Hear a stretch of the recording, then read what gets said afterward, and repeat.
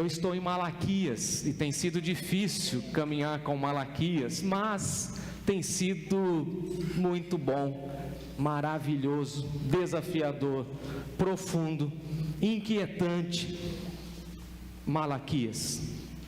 Eu disse pela manhã e disse também na quinta-feira que eu ganhei o livro do comentário do Malaquias em 2015 e está aqui a prova, Bauru, março de 2015, ganhei de um missionário, ele fez uma dedicatória aqui, ó, se alguém quiser ver, e no final do livro eu fiz uma oração. Deus um dia me deu a ousadia de pregar nesse livro do profeta Malaquias, aqui, Augusto Nicodemos, um presbiteriano, e aí eu trouxe para conversar com ele Hernandes Dias Lopes, um outro presbiteriano, e peguei o livro do meu professor Isaltino Gomes Coelho, Batista, e coloquei o Batista no meio, 2 presbiterianos na ponta, para entender e compreender um pouco o profeta Malaquias. Eu estou em Malaquias 3 e o texto fala a respeito de dízimo. E antes de pregar eu preciso dizer que eu não vou ficar te provocando em relação a dinheiro. Vou te ensinar e mostrar que dízimo é muito mais do que dinheiro. Assim como eu disse pela manhã, oferta é muito mais do que moedas ou pix ou dinheiro no envelope. Fique em pé comigo, por favor. Eu estou em Malaquias 3, eu leio de 1 a 12 na NVT, que está sendo projetada na tela, e o irmão William vai me ajudar. Se você está em casa, você pode acompanhar aí também no canto da sua tela. Diz assim o texto sagrado: Vejam, envio o meu mensageiro que preparará o caminho diante de mim. Então de repente o Senhor a quem vocês buscam virá a seu templo.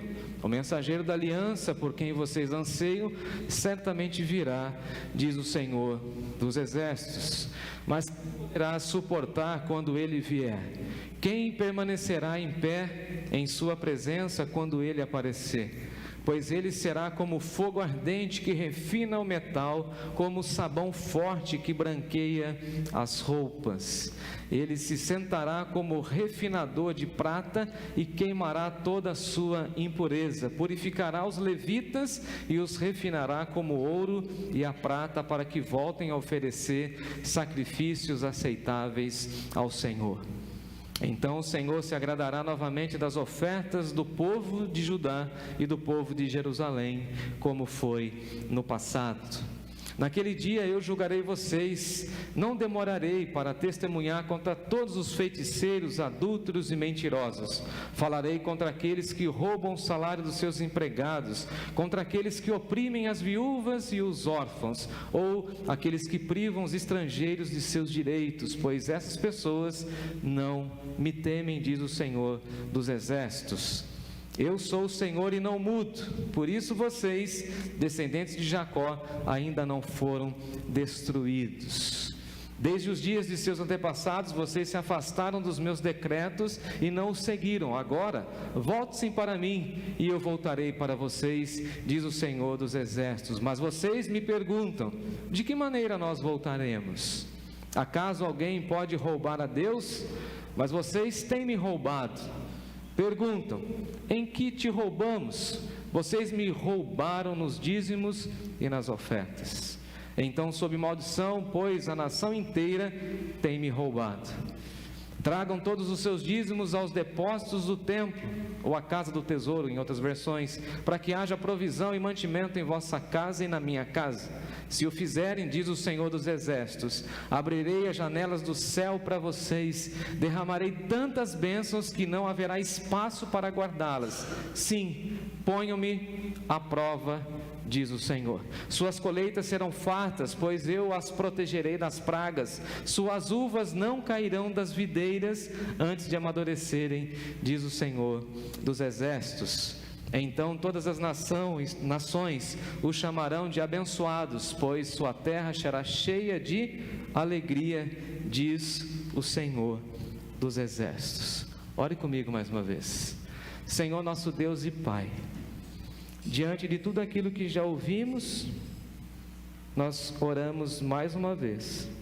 Fale conosco, Senhor, em nome de Jesus. Amém. Pode se sentar.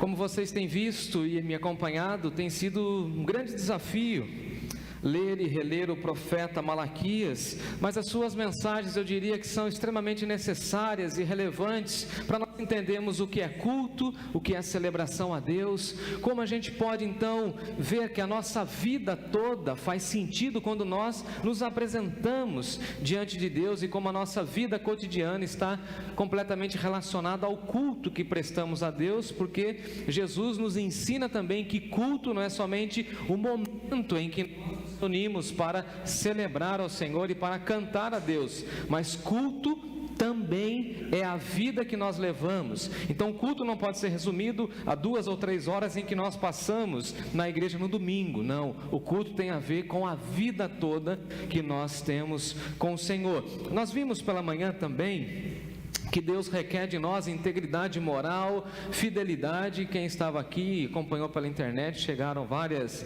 repercussões, dessa mensagem, e como Deus se agrada do nosso cuidado com as nossas relações, quando nós falamos e cuidamos bem das nossas relações, dos nossos contratos, sejam eles em aliança com alguma pessoa ou contratos sociais, e nós precisamos de lealdade no trato com as pessoas, e o que Deus requer de nós, segundo o texto de Malaquias, é que nós encaminhemos bem os nossos filhos. Lembre-se disso, de manhã, Deus deseja que nós tenhamos filhos, ou seja, as próximas gerações consagradas ao Senhor, e nós temos lutado com isso, e para que isso seja uma realidade em nossa igreja, temos trabalhado para que as crianças sejam consagradas a Deus, que eles aprendam a palavra, que também os nossos adolescentes cresçam nessa proposta de maturidade, de graça de Deus, e que os idosos passem o bastão à próxima geração com muita alegria, com muita leveza, e que eles se sintam bem e cuidados e amparados entre nós. Eu disse assim para minha família nessa semana passada: mãe, se eu puder, eu quero envelhecer na Nova Canaã. Ela falou assim: por quê? Você não vai voltar para sua terra não? Para Rio Claro? Eu falei: não tenho muita vontade, confesso. Os meus amigos e contemporâneos e rio-clarenses ficam bravos comigo. Tenho muita vontade. Talvez eu fique por aqui ou em outra cidade que vai me acolher, mas eu queria ficar na Nova Canaã. E minha mãe falou assim para mim: Rafael, mas por quê? Mas não falou assim, Por quê? Com sotaque caipira meu. Minha mãe falou aquele sotaque de Pernambuco. Como que é? Por quê? Por quê, meu filho? Sabe por quê? Porque nós temos cuidado dos idosos e essa atenção e cuidado vai ficar. E eu quero ser tratado com honra e com respeito quando eu ficar velhinho, idoso, cabelinho branco. Quero. Mas a gente aprende e começa com as novas gerações. Você viu como eles cuidam e como eles têm carinho com as pessoas de mais idade entre nós? Vocês já repararam isso? Não tem um culto que o Carlão não recebe um abraço, um beijo. E nessa semana, Carlão, como foi importante isso? O Nilo ficou doente, não veio hoje de manhã. As crianças perguntaram: tia Natália, cadê o Nilo? Por que a Kika não veio? Quando eu falei assim: Timóteo, nessa semana a gente tem que visitar a irmã Darcília. A irmã Darcília é a mãe da Lídia? É aquela que tem mais anos de vida da nossa igreja? Fiz: sim, senhor. É lá que nós vamos. Ah, legal, lá é bom. Timóteo, a gente vai hoje à tarde visitar a Carol. Ah, na casa da Carol tem aqueles brinquedos. Ela sempre tem um cafezinho para você, papai? Sempre, é verdade. Sempre tem Coca-Cola gelada, é isso mesmo. E tem a Anitta que vai falar bem alto. Não tem jeito. Mas é um cuidado. Papai, que lindo foi ver, papai? Abel voltando para a igreja com o domingo passado, não foi? E aí quando você chamou as crianças ali ao redor, eu fiquei impactado. Fiquei pensando nisso. próximas gerações. O que Deus quer de nós? Uma nova geração consagrada. E é por isso que Malaquias é tão contundente para nós, e ele vai falar para nós que tudo isso tem a ver com integridade, com fidelidade, e nós temos algumas perguntas difíceis nesse texto de Malaquias. Vocês estão comigo? Ou dormiram já? Opa, beleza. Só estou nos ameaços ainda. Mas hoje à noite eu não vou demorar como eu demorei pela manhã. Espera. O contexto tem algumas perguntas difíceis para nós. E eu espero que você esteja com a sua Bíblia aberta e dê uma olhadinha comigo. 2. Lá no capítulo 2, no finalzinho do texto, ou do capítulo, nós estamos aí acompanhando o capítulo 2, a partir do verso 17, por exemplo. Fique com esse texto. E esse texto vai falar o seguinte: enfadais o Senhor com vossas palavras, e ainda dizeis: em que o enfadamos?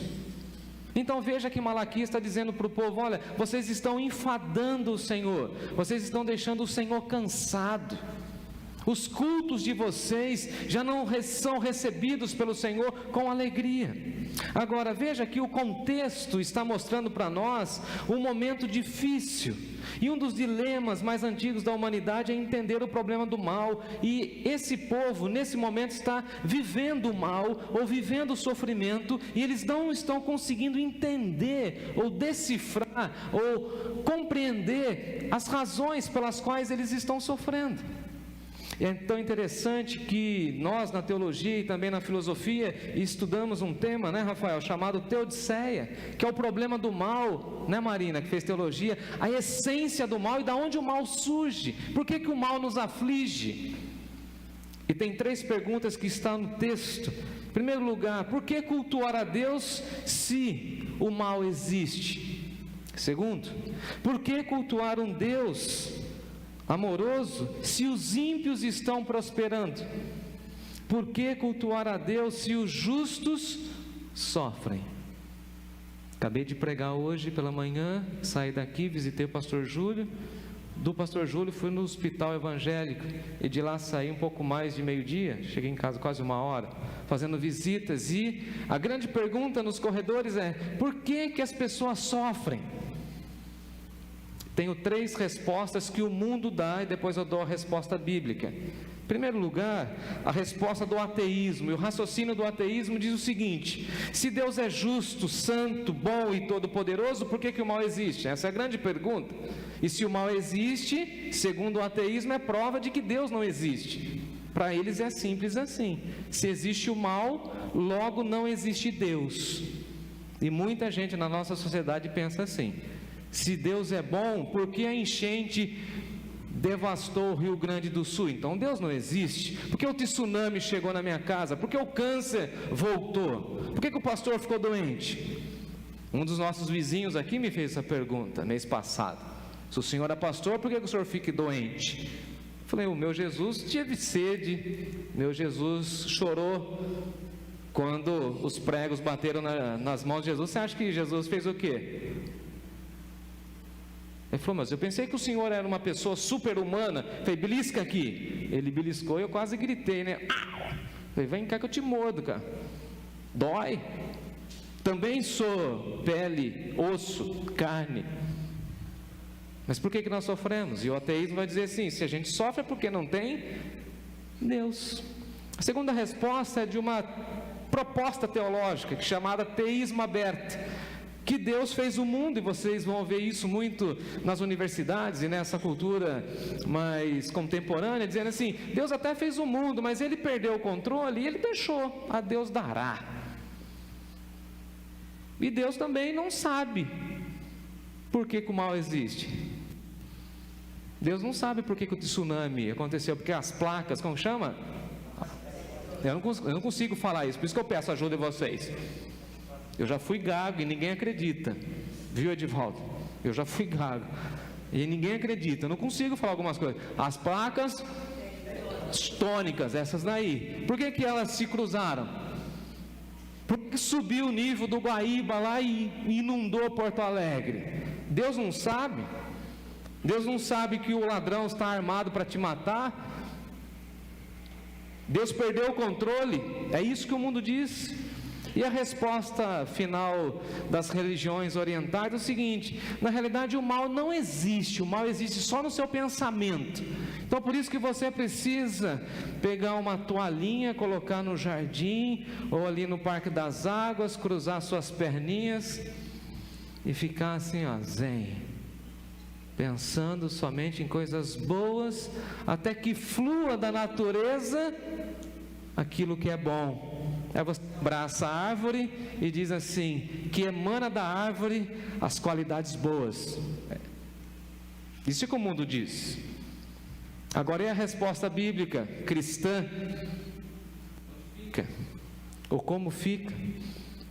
E eu reitero a palavra de Malaquias e digo em alto e bom som: a resposta cristã é o seguinte: Deus é justo, Deus é bom o tempo todo, e a sua bondade é revelada a nós. Deus é soberano e Deus não perdeu o controle das coisas, amém. E todas as ações do mal, inclusive, estão sob o seu comando. No livro de Jó a gente viu isso.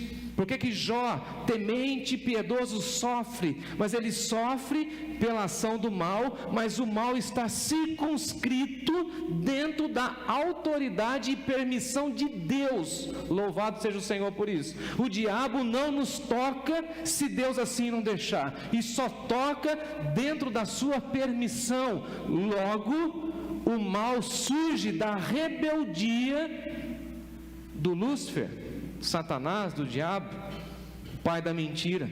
Ou seja, o Lúcifer, ele nasce, e o mal nasce do vazio da presença de Deus, quando nós nos distanciamos de Deus. Então, se o mal existe, só existe porque nós estamos afastados de Deus. Essa é a resposta cristã. Agora, só vale lembrar que o diabo já está condenado. Glórias a Deus, aleluia. Pode fazer a arruaça que ele quiser, mas ele já tem a sentença: é inferno para toda a eternidade, e nós teremos que celebrar a vida eterna, a ressurreição de Jesus. Tragada foi a morte, a tua vitória. Louvado seja o Senhor por isso, por meio de Jesus Cristo. Então por que nós sofremos? Sofremos porque ainda estamos nessa carne, ainda estamos nesse mundo contaminado pelo mal, corrompido pelo pecado, mas nós cremos na justiça de Deus, o justo juiz, e Ele vai aplicar a sua justiça. Agora, é interessante que nós vivemos cercados de mal ou de maldade, e às vezes a gente pensa que Deus não vai aplicar a justiça, que é o que estava acontecendo com o povo. O povo estava olhando para o profeta falando assim: mas Deus é justo? Deus está aplicando a sua justiça? A resposta cristã também vai dizer para nós que Deus é bom, santo e soberano, e usa inclusive a maldade do ser humano para o seu bem, ou para o bem daqueles que amam a Deus. Lembremos de Paulo escrevendo aos Romanos: todas as coisas, eu gosto dessa expressão, cooperam. É operar com uma finalidade, Rafael, operar com propósito, finalidade. Então todas as coisas cooperam para o bem daqueles que amam a Deus, daqueles que foram chamados segundo o seu decreto. Um aviso ou um recado: se aproxime de pessoas mais crentes e mais piedosas do que você. Sempre digo isso. Ande com gente num nível acima do seu, para que você fique constrangido pela falta de fé que você tem. Posso contar o que eu aprendi hoje com o pastor Júlio? A dona Aldiva falou assim: pastor Júlio não te recebe hoje na sala. Eu falei: nossa, que legal. No quarto, beleza. Na minha cabeça, né? Porque assim, a gente tem a visão. Vocês estão comigo? Tem que perguntar, né? Porque na minha cabeça o pastor Júlio é uma figura assim meio que, como eu posso dizer, com muito carinho e respeito, enigmática.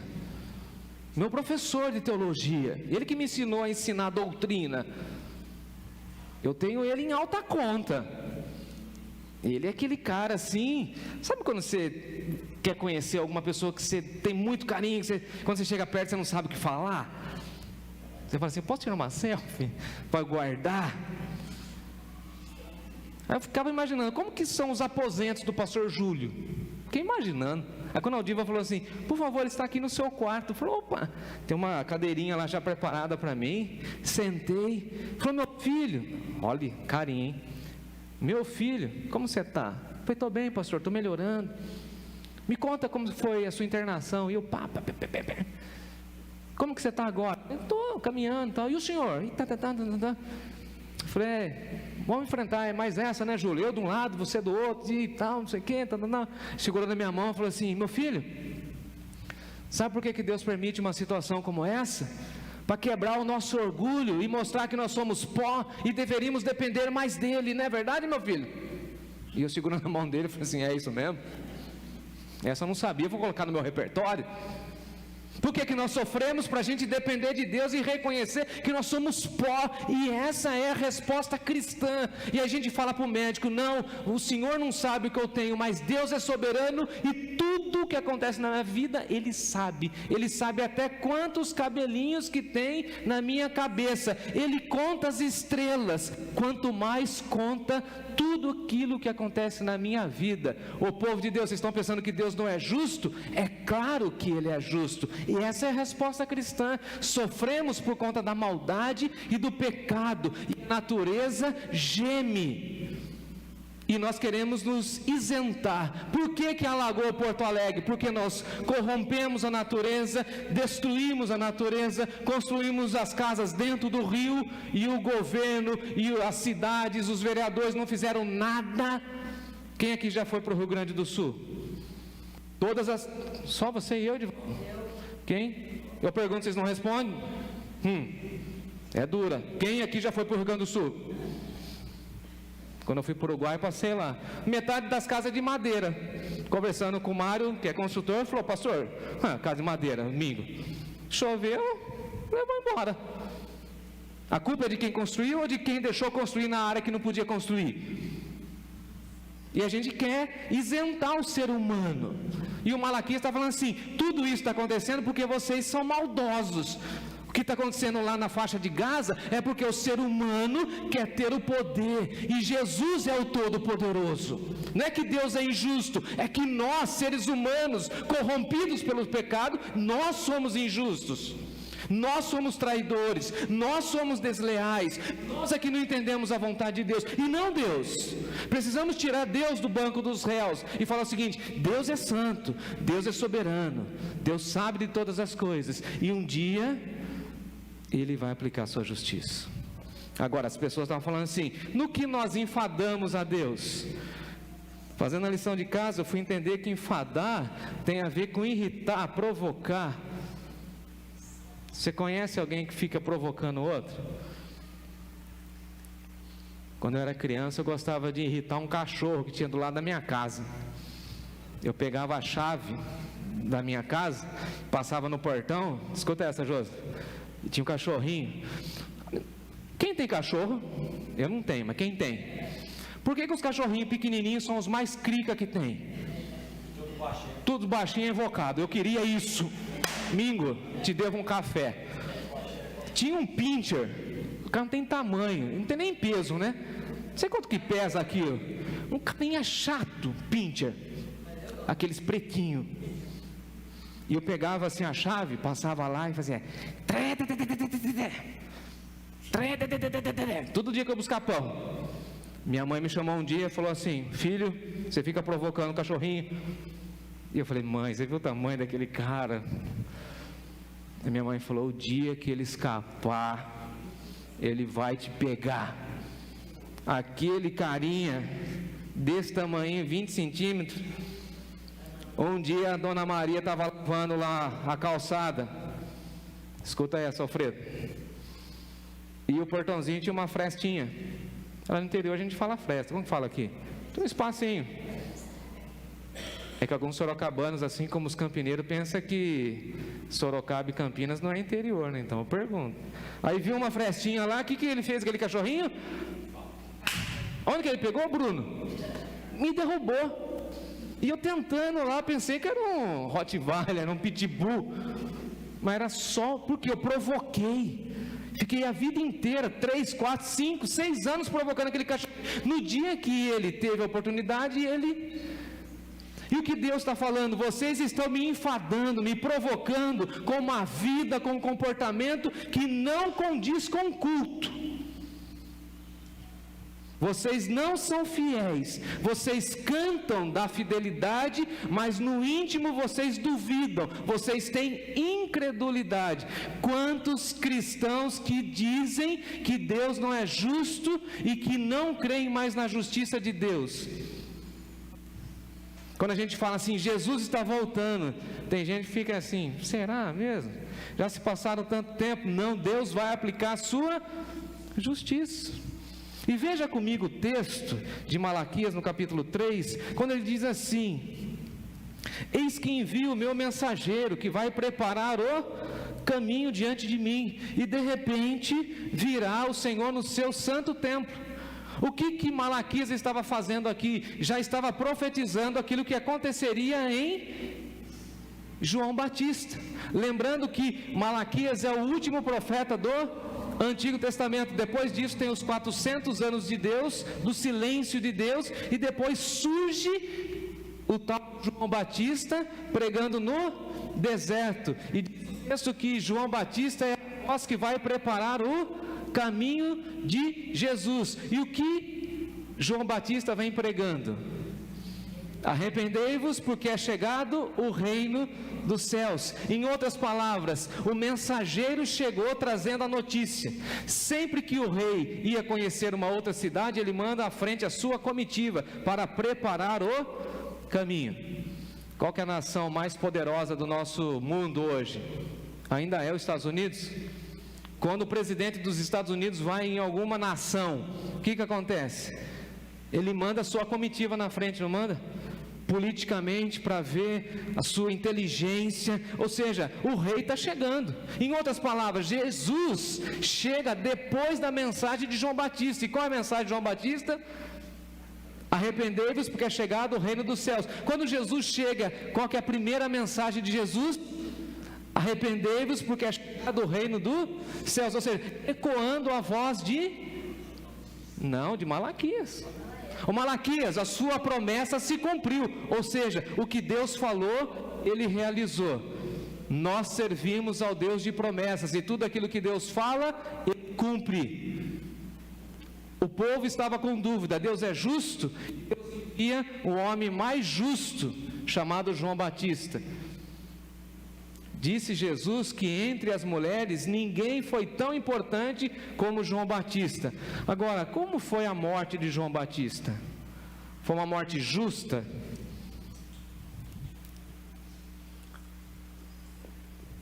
Pensa numa morte banal. O tal do rei Herodes estava lá num carnaval, né? Que lá era um carnaval, não era? A micareta, ou carnaval fora de época. E diz lá para a menina lá, e falou assim: olha, o que você pedir, eu vou te dar. E ela, seduzida pela mãe, falou assim: eu quero a cabeça do profeta, chamado João Batista. O que ela ganhou? A cabeça do profeta numa bandeja. A pergunta é: Deus é mau? Ou aquela moça foi maldosa?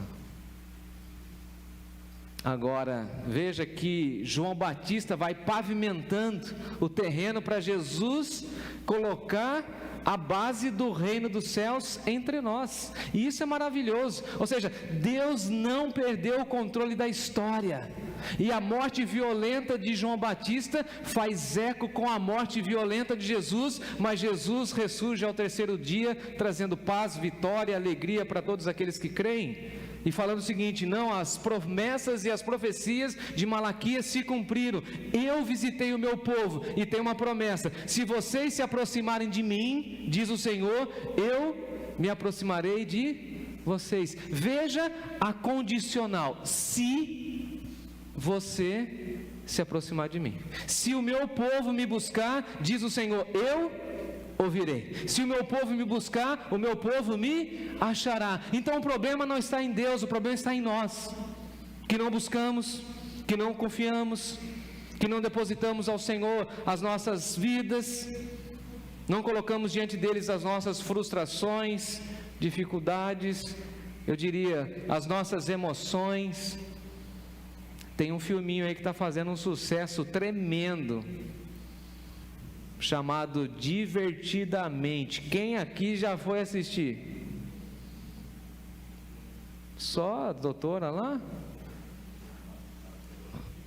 Um desafio, eu lanço, se a turma abraçar, eu queria ir assistir com a igreja, para a gente entender quais são as nossas emoções e colocar as nossas emoções e pensamentos diante da cruz. Se você não foi assistir, vá, é um filme que vale a pena, principalmente na nossa época, viu, Mariana, de ansiedade. Vale a pena, vale a pena. Foi bom, Marilise? É bom demais aquilo.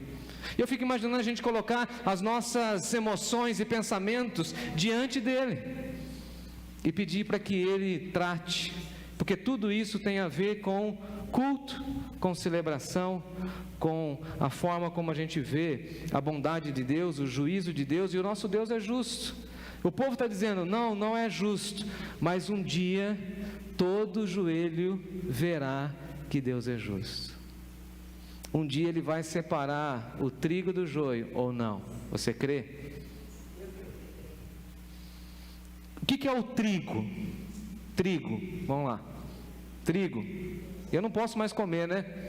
Estou limitado, não posso mais o glúten. O trigo alimenta o joio, mas o joio não tem a aparência do trigo? Não parece com o trigo? Quando a gente aperta o trigo, sai o que do trigo? A farinha. Quando a gente aperta o joio, palha, não tem fruto. E um dia Deus não vai separar quem quer joio e quem quer trigo? Um dia Ele não vai separar os bodes das ovelhas? Um dia Deus não vai colocar o seu tribunal entre nós e vai falar assim: todos vocês que são corruptos e que não se arrependeram vão para o inferno, e quem aceitou o Evangelho vai para o céu? A gente não crê mais nisso. A gente não crê mais que a vingança pertence ao Senhor, ou nós queremos nos vingar por nós mesmos? Se nós cremos na palavra de Deus, nós precisamos escutar o nosso coração e falar assim: Deus, aplique a tua justiça, porque eu sou um juiz falho. Dia desses eu parei meu carro num lugar. Quando eu falo carro, estou falando do Fusca, porque a turma diz que Fusca não é carro, é condução.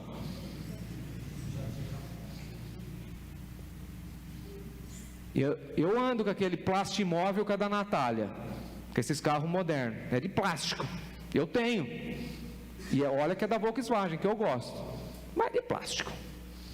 Fusca é ferro, lata, coisa bruta. Vocês ficam cansados de mim, mas o meu Fusca tem 50 anos, e esses carros de hoje não aguentam 5, pela própria concessionária. O meu ficou, era do meu pai, ficou para mim e vai ficar para o Timóteo. Se ele não vender, ele passa para o filho dele. Parei meu carro no lugar, vocês conhecem meu carrinho, né? Foi um cara lá, vou falar um cara para não falar que são as mulheres, para não falar que eu sou preconceituoso ou machista. Não foi mulher, foi um homem. O cara foi sair com um carro bacanão lá, pega na ponta do paralama do meu carro e raspa. E amassou meu para-choque, que é de inox. Você acha que eu fiquei bravo? O que você acha? Na hora eu pensei, falei assim: Mário, arruma um cabo de enxada. Eu quero pegar o cabo de enxada e devolver no carro daquele cara. O Adão falou alto, mas na hora o Timóteo falou assim: pai, será que isso não é uma aprovação? Anda com gente mais crente que você. Eu falei: mas o meu para-choque? E eu falei o valor que eu paguei no para-choque. Aí o meu filho olha para mim e fala assim: mas eu tenho umas moedinhas lá no meu cofrinho. Não precisa ficar nervoso com isso não. Olha o seu estômago, sua barriga, você vai passar mal. qual que foi a minha reação? Eu vou me vingar daquele cara lá. Eu fiquei bravo porque ele raspou meu paralama e amassou meu para-choque, mas eu fiquei mais bravo com o cara, porque o cara foi embora, porque ele é um covarde. Isso eu fiquei bravo. Se ele fala, conversa comigo, tudo bem, em partes. Mas o cara foi embora. Estou até hoje falando, covardão. Queria conversar com o cara. Se você é homem, você tem que parar e falar, resolver. Não tenho dinheiro, beleza. Então presta atenção. O que eu fiz? A vingança pertence ao... Estou só dando uma ilustração da minha vida. Só acontece comigo isso, né?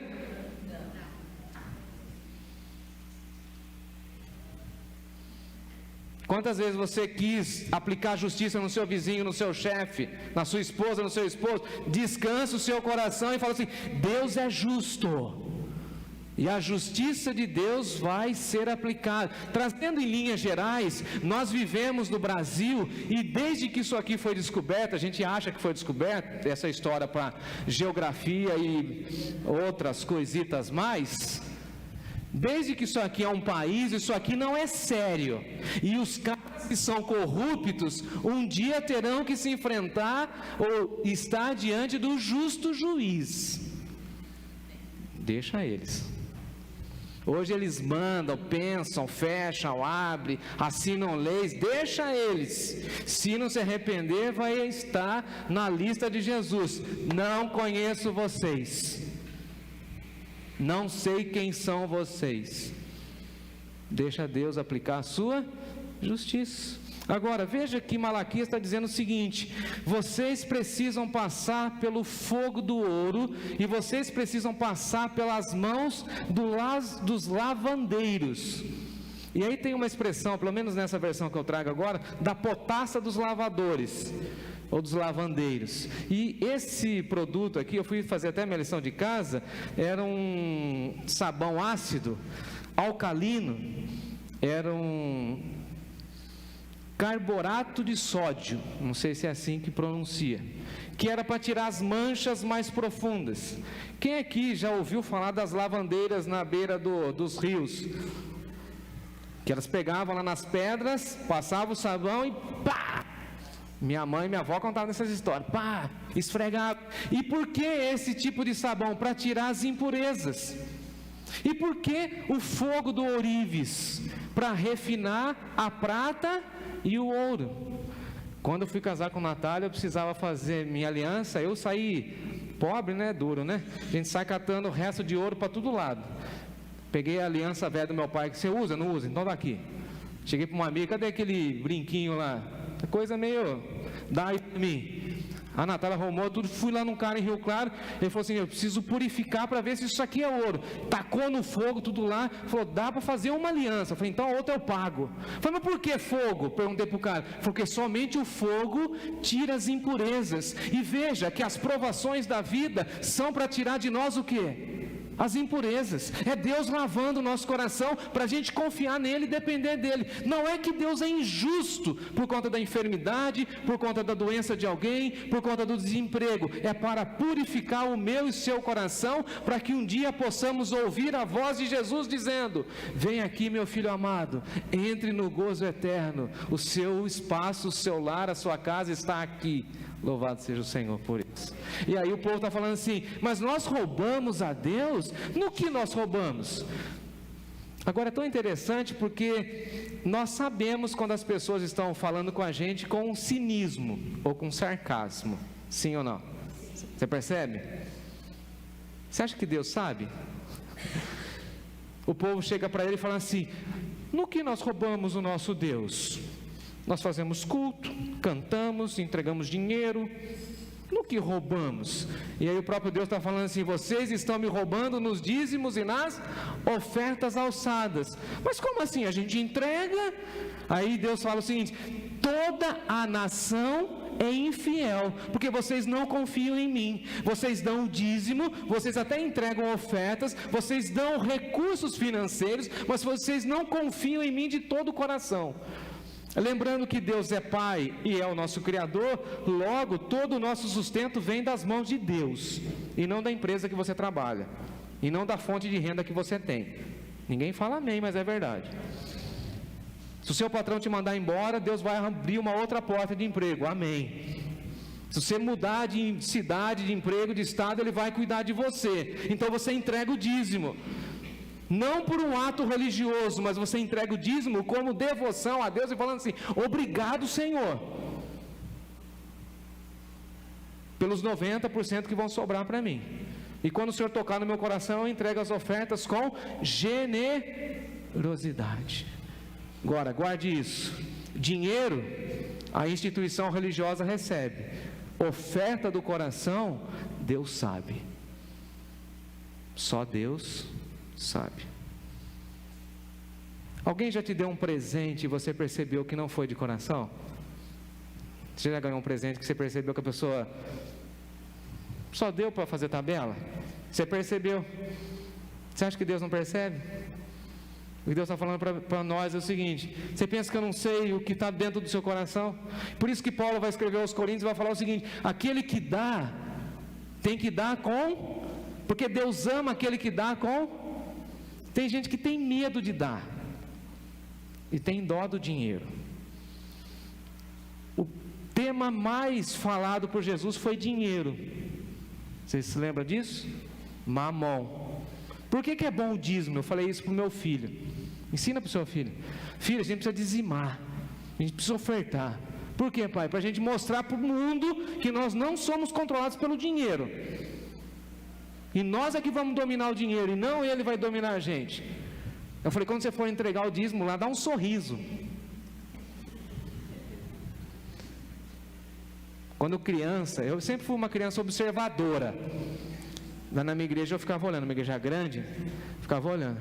Tinha uma irmã, ela ia, parecia que estava sendo filmada em câmera lenta. Aí quando ela colocava assim, Kátia, acho que ela não tinha problema no joelho igual você não. Ela fazia assim, ó, para todo mundo ver que ela estava entregando.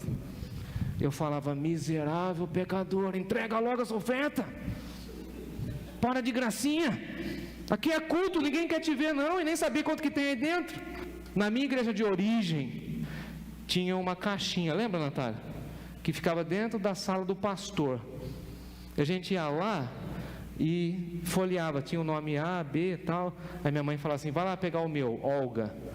Era o O, né? Eu, moleque, né? Eu vinha desde o primeiro. Ana. Só isso, Ana? Beatriz. A Bia não ganha só isso. Aí depois mudaram o sistema, porque eu, como criança, reclamei. Colocaram um painel, quem dava e quem não dava. Nós, o que a gente gostava de fazer? Vendo quem dava e quem não dava. Isso é de Deus? Quem dava o dízimo de coração e quem estava sendo exposto. Quando eu cheguei nessa igreja, tinha uma lista lá. Primeira coisa que eu fiz, rasguei. Ninguém precisa saber quem dá. Dá com alegria, dá por devoção, dá porque você confia em Deus. Você fala assim: Deus, eu devolvo 10%, sabendo que os 90% o Senhor vai me dar sabedoria, vai me dar alegria, e eu vou viver bem com esse dinheiro, e esse dinheiro não vai me fazer falta. Infeliz é aquele que chega assim: esse dinheirinho vai fazer falta. Não dê, leve embora. Tenho dito, leve embora. É só dinheiro, não é culto. Culto é quando você fala assim: eu confio em Deus, confio que Ele é meu provedor, confio que Ele vai sustentar a minha casa. Isso aqui a mim não vai fazer falta, mas na igreja, no reino de Deus, será uma bênção. Vai em paz, dinheirinho, abençoa. Aí a nossa tesouraria fala assim: é isso mesmo, vamos mandar mais dinheiro para missões, vamos ajudar as pessoas do Rio Grande do Sul, vamos cuidar das criancinhas lá na faixa de Gaza, vamos sustentar o nosso pastor, vamos construir o nosso templo, porque tudo isso é fruto da bondade e justiça de Deus. Saia daqui hoje falando assim: Deus é justo, Deus é bom, e Ele só não devorou a minha vida pela sua santa misericórdia. E é um prazer É um privilégio servir ao Senhor e dedicar a Ele os nossos dons, nossos talentos, o nosso corpo e o nosso dinheiro. Que alegria ver irmãos e irmãs chegando com ofertas, com o semblante assim, ó, em paz, alegres, felizes. Hoje eu recebi à tarde, eu falei que não ia falar muito, falei bastante, né? Me desculpe. É que o Malaquias tem me grudado de um jeito que uma irmã falou assim para mim, mandou um áudio, né, Natália? O meu filho pediu para mim a semana inteira para que eu fizesse gelatina, coisa simples, mas por conta da rotina eu não consegui fazer gelatina para ele essa semana. E ele amanheceu com tanta vontade para a igreja, e ele disse: mamãe, vamos para o culto. E aquela criança veio para o culto. Quando ele chegou na hora do lanche, o que tinha? Aí eu falei para a Natália, dá uma olhada nessa mensagem, ouve esse áudio, vamos nos emocionar juntos.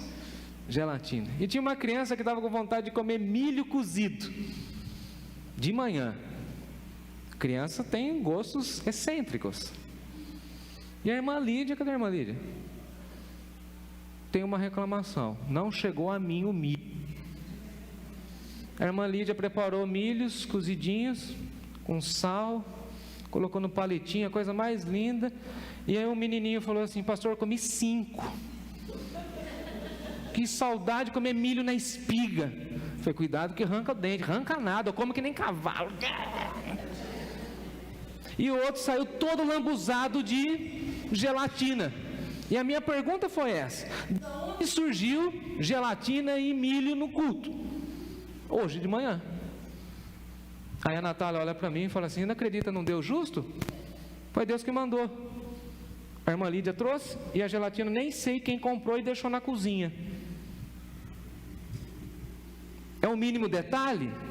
Pode ser, mas para aquela criança fez toda a diferença. Aquele menininho vai saber: Deus é justo, Deus ouviu minha oração, e pela bondade de Deus, através da igreja, eu pude. Aí o menininho falou assim no áudio: pastor, eu comi 2 gelatinas. E detalhe, tá, gente? A gelatina que o menino queria era de uva. O que foi ofertado para o menino foi de uva. 2 potinhos de uva. E ele falou: e eu saí comendo um de limão, porque eu achei muito bonita a cor. E mandou uma foto para mim. Deus é justo, gente. Deus está cuidando da gente nos mínimos detalhes. E se alguém duvidar, você fala assim: olhe para a minha vida e veja que Deus é justo, que Deus não me aniquilou, e que Deus me deu uma oportunidade, uma semana, começar essa semana descansando no cuidado, no poder dele.